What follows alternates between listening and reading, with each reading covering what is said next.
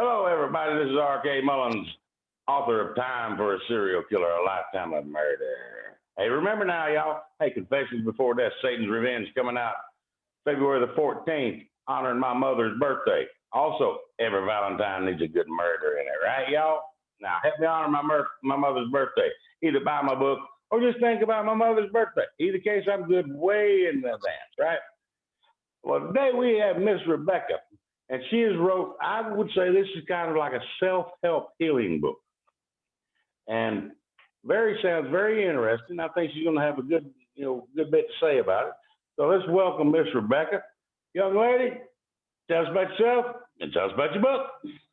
Thank you so much for having me. My name is Rebecca Glenski-Coppage, and I wrote this book called 100 Days to Self-Love. And what it is it's a daily devotional book. So every day you read a page or two and learn something that day, and you do it for 100 days in a row. And the goal is that by the time you finish the book, you've acquired skills to accept yourself, to love yourself, and to learn how to forgive yourself and move forward. Okay. And what possessed you to do this?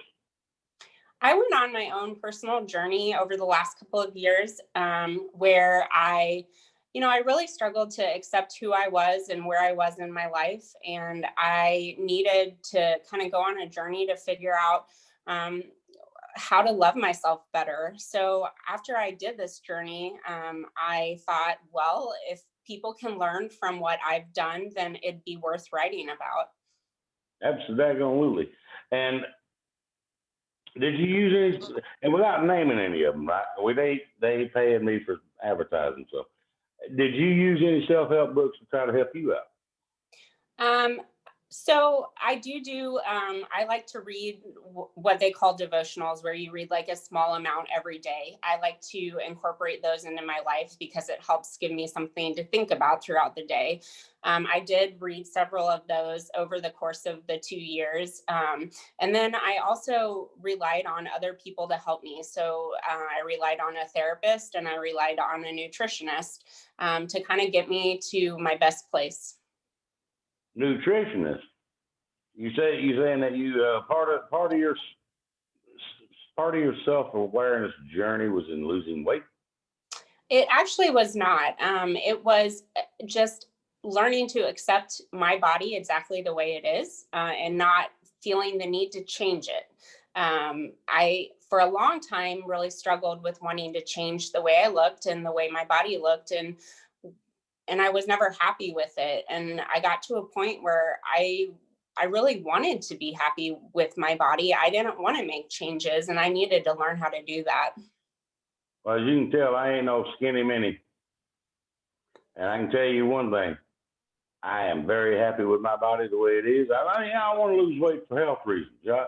But losing weight to try to boost my self-esteem, that ain't going to happen. Yeah, it's not a good reason. It's not a good reason to do it. It really isn't. And people have told me that I'm very cocky, very arrogant. I'm very arrogant in the things I know. I'm very cocky when it comes down to meat. Plain and simple. I just had 2 teeth removed, people. I guess you can see that on this video. I'll get a new plate in there sooner or later. But that wasn't an excuse. I just letting y'all know what you're looking at. Ugly. That's what it is, right? And the other thing is, as far as self-help is concerned, I may make jokes about something like that, but I don't believe it. I feel that a lot of people don't want to admit that they need help or that they're struggling with something. So even though I didn't really necessarily set out to write a self-help book, that's kind of what it turned into. And I think that really anyone of any age could benefit from reading my book. Oh, absolutely. I agree with you wholeheartedly. Parents, listen, if you got teens out there and the teenage years, if you don't remember them, then you're lucky.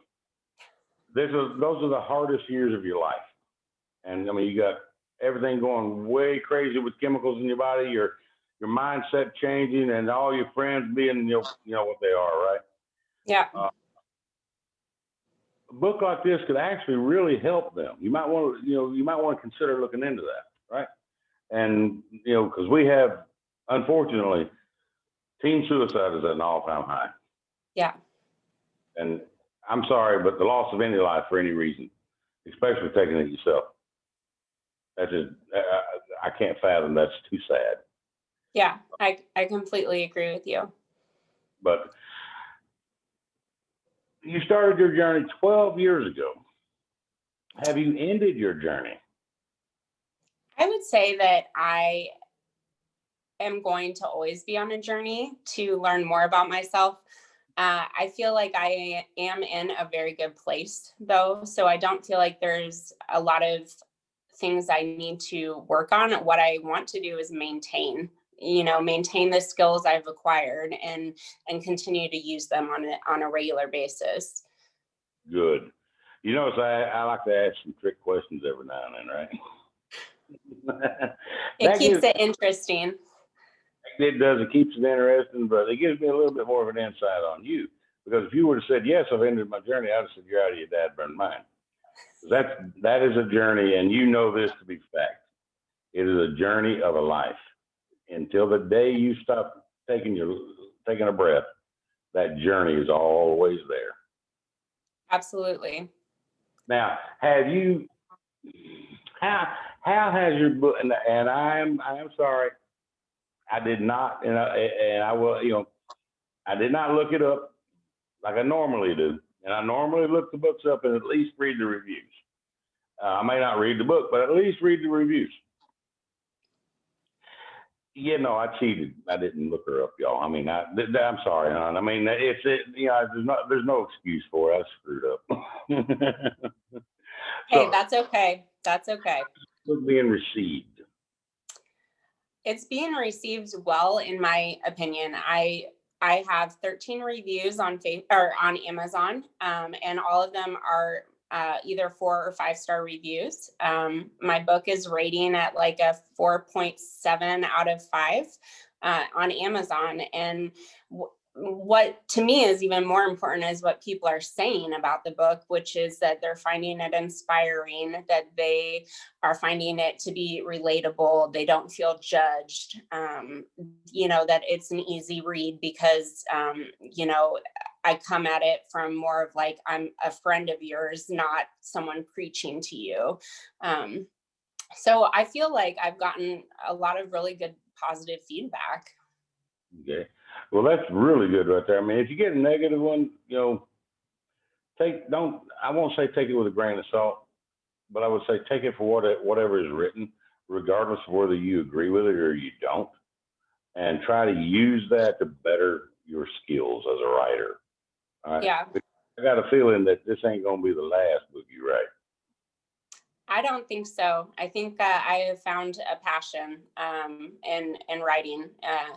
I've always wanted to write. I've always done journaling. I've always written short stories, but I've never spent time actually writing until I would say probably 2010.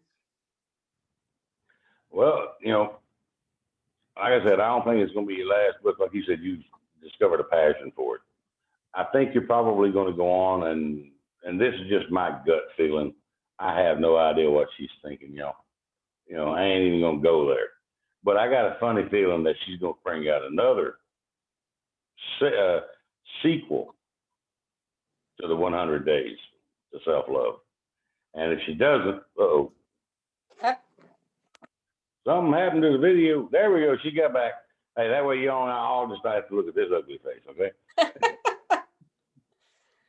But I got a feeling she's working on a sequel or something like that. I haven't talked to her about it, so that leads us into the next question. Are you? So I actually had someone suggest to me to create a workbook to go along with this book. kind of like a journal where people process what they're learning and write about it. I thought that was an interesting idea. I'm tossing that around in my head, but I think I have kind of hit on something personally that I like to help other people. I like to use my experiences to talk about what I've been through, so that other people feel comfortable talking about it too. And so I think you're right. I think I probably will end up doing a sequel. That's what I mean, just kind of had that feel to it, if you know what I mean.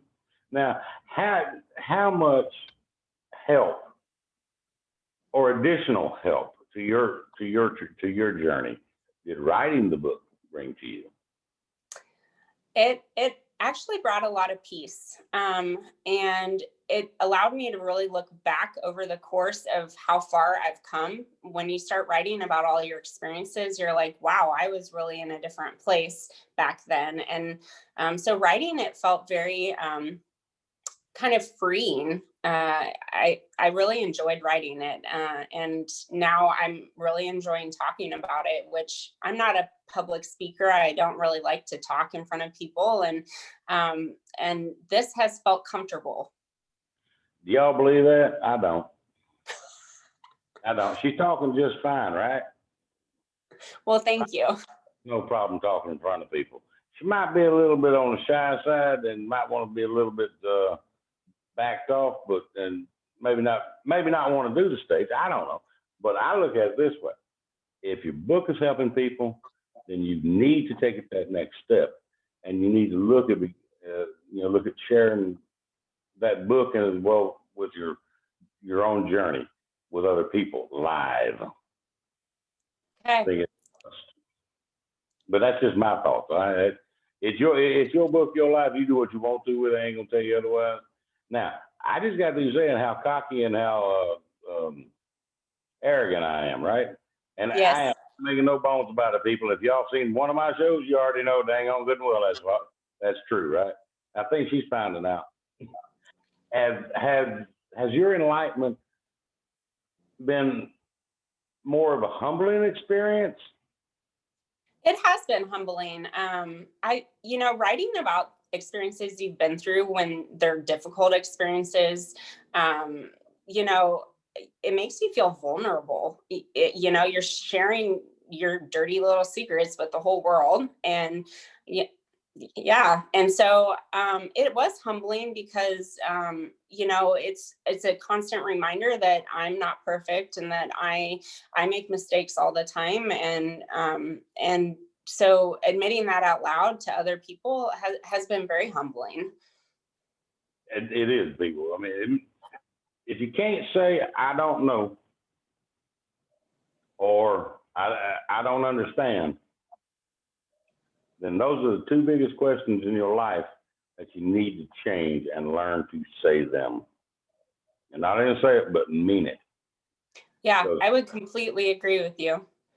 I think the other thing that's really important for people is to be able to say that, you know, I am not okay, and it's okay to not be okay. yeah. And I think people really hesitate to say that. Well, and that brings us up to this one. This is going to be a selfie, y'all. Okay. Um, didn't tell you. Well, I did touch base with you on this one. Come the 22nd of February, I got a new book coming out. It's called The Drunken Savior. All right. And it is a memoir, a portion of my life. And the only reason I bring it up, I'm not trying to, plug my book shamelessly, but I am. You know, it goes hand in hand with what she's talking about. My book is about the person who actually saved my life. And I don't mean physically saved it, but I'm talking about spiritually and kept me from going down a path I shouldn't have gone down in the first place.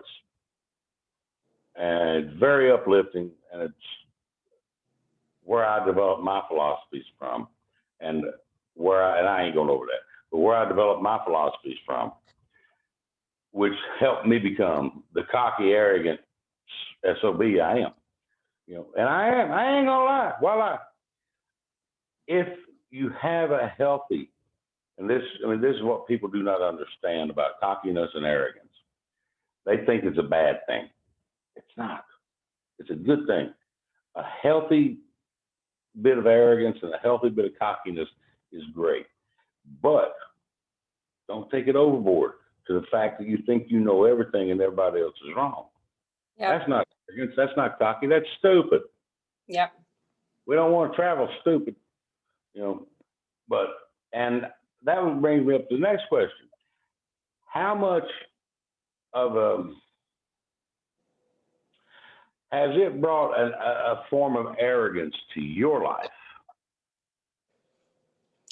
I feel like I am much better at giving advice to people now that I've been able to think through my process. I do feel very confident that I know what I'm talking about because I've been through it myself. So it makes me feel like it's somewhat of an expert on how to love yourself and accept yourself where you are. Mhm. I would say that's about the only area of arrogance that it's probably brought in. I am by no means, well versed in publishing and writing books and all that kind of stuff. I still have a million questions on how you do things and how do you promote your book and how I don't know so much about that world, but I do know about the world where you don't like yourself and you don't feel good about yourself and you wake up in the morning and look in the mirror and you're like, I do know about that. I know people who wake up every single morning and won't even walk by a mirror because something inside them hates what they see. Let me tell you something, people. If you can't look into a mirror and be happy with what you see, there's a major issue that you need to correct. This book could help you. I'm not saying it will, but I'm just saying that it might help you. Yep. And as far as you're concerned, remind me, I'll talk to you about a little bit of promotion thing after this. All right. Might help you, might not. I don't know. We'll see. But anyway, back to Mrs. Rebecca here. And she's finding out that even though she hasn't been asked that, I don't know if she's been asked that question or not, but I'm assuming she had. But she's finding out that it does that once you become more enlightened about yourself and you've learned to love yourself, there is a form of arrogance that comes along with that, and there's a happiness that you cannot escape. People, am I wrong? No, you're absolutely right. It brings a happiness and a joy that comes from nowhere else. I mean, nowhere else. People, all day long, you can be with somebody. You swearing up and down they're making you happy. No, they're not. Nobody can make you happy. They can add to your happiness, or they can take away from it. The only person that can make you happy is you. That's absolutely correct. That's a big message in this book is, in a society, we're taught how to love other people and how to care about other people. But I think we do a really poor job of um, teaching our young ones or teaching people how to love themselves. You can't love somebody else completely unless you love yourself. Right. I mean, I have a technique with people that I work with that are interested in developing my philosophy, but that's my technique. That's on that. I ain't giving nothing. Not happening. It's about her, right? Exactly. So I need to shut up and keep going with this thing. Plus, you better look all right. Yeah, well, Thank anybody you. says him are blind.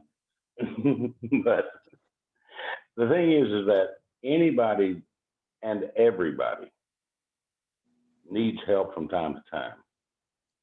Not only do we need help from time to time, but we all have the capability of helping others. It is Yes. our responsibility. It is our responsibility, mine, yours, hers, everyone's, to do what we can to help our fellow man and out and keep from making really bad choices that can't be taken back. Yeah. Yeah. Don't know what I'm talking about. And anybody in that daggone boat, please call the appropriate number. Reach out to whoever you want. Heck, find me on Facebook. You know, do whatever you need to. I'll talk to you. I don't care. I mean, I will take the time. It don't matter to me. it's the importance, and I think I see I miss Rebecca over here nodding because I'm running my mouth, but she feels the same way.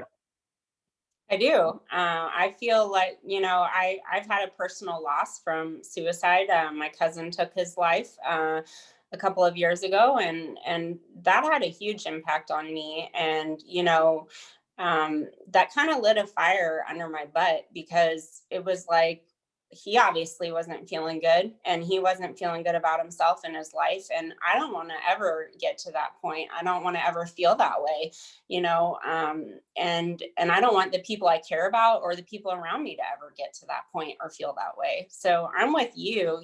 Find me on Facebook, send me an email, whatever. You've got to reach out to people. Yeah, if you can't find me on Facebook, look up Keith Mullins, Mullins. I guarantee you'll find me that way. I'm public. So, like I said, if you need, if you need someone to talk to, and you're looking for that kind of help and reaching out, don't hesitate to call on those you love, because that's what they're there for. Yeah. If they happen to be the problem, reach somewhere else. All right. Because sometimes that is the case, and I ain't gonna say it's not. Peer pressure, even from our own family, it can be very detrimental at times, right? Yep, I would agree. So she's agreeing a lot with me. I must have fell out of the apple tree on the dumb side, because she's just trying to be nice, I think. No, I think you make some very good points, very valid points. It's nice to see someone care about the same things that I care about. And that's the thing, is that I do. I haven't always been that way, but I am now. And every journey we go down the road of life has multiple journeys and multiple paths that we can take. Whether we're taking the correct one or not remains to be seen until future dates. But whatever path we take today turns us into who we will be tomorrow. Yeah. Yeah. The last section of my book focuses on the future, and how do you take what is today and make it the tomorrow that you want and that you need. So that what you do now impacts everything in the future. It does. It very much so does. How many times people say, well, if you could go back in time and change something about your childhood or your teenage years or whatever, what would it be? My answer's always been nothing. Yeah. So I would change who I am now. I like who I am. Yeah. I don't want to change it. There's aspects I wish hadn't happened, but they did. Things go south sometimes, even for old hillbilly rednecks like me.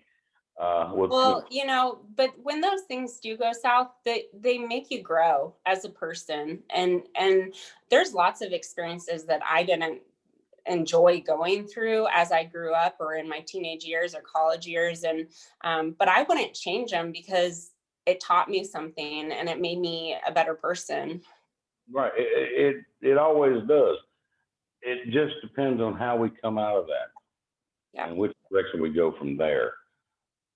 That dictates what we're going to become later on. And those results may not show themselves very clearly for many years down the road, people. I mean, bad choices, good choices, they all make who we are. And Miss Rebecca, I think she hit the nail on the head with that book she's got, 100 Days to Self-Love. If you don't love yourself, and most people don't, trust me. Yep. Yeah. Then you are in trouble. You need to learn to love yourself, because if there's only one person in this world that'll ever love you, it is you. Plain and simple. And I would encourage people, even if they don't find my book helpful, my hope is they do, but to keep looking, keep journeying on a path to find self-love. Because you're never going to be fully content until you get there. And believe it or not, people, this is one thing she may agree or may not, I ain't sure. Contentment is not always a good thing. I would agree with that. And I think, Miss Rebecca, I got to thank you for being on this show. I mean, I'm not in it. We still got a few more minutes. But the thing about it is, I got to thank you for being on this show and writing that book to help wake up some people and to help those who really need it. I've seen a lot of people out there and some self-help gurus out there, and they all seem to have the same dad burn message. And they ain't enough of them talking about self-love. Yeah, no, I feel like when I was thinking about writing this book, one of my thoughts was, you know, are there already books out there that talk about what I'm wanting to talk about? You know, would it even be helpful to put a book like this out there on the market? And what I found in my research is there really aren't very many books out there at all, and No. that there needs to be. And so I felt even more strongly that I needed to write this book. I have to agree with you. I mean, I haven't read it, and be honest with you, I don't know that I'm going to. You know, I ain't gonna lie to you about it. It's just a time factor, y'all. I've been in the last month. I've been busier than all get out. You know, I'm busier than a one-legged man than a butt kicking contest. But I know people that it can help. So I'm probably gonna do one step further. I'm just gonna buy the dad burn thing and give it to those people instead. I would Thank rather you. give that to them. And, you know, and I ain't saying that her book can't help me. I'm not saying that at all. I don't have, between my writing and everything else I got going on right now, I really don't have a lot of time to read, unfortunately. Yeah. There's books out there I'd like to read. Yeah. No, fair enough. It is, you know, it is what it is, unfortunately. But Miss Rebecca, I got to get you to do me this one last favor, all right? Okay. Tell us about yourself. Show that book. Okay. All right. So here it is again.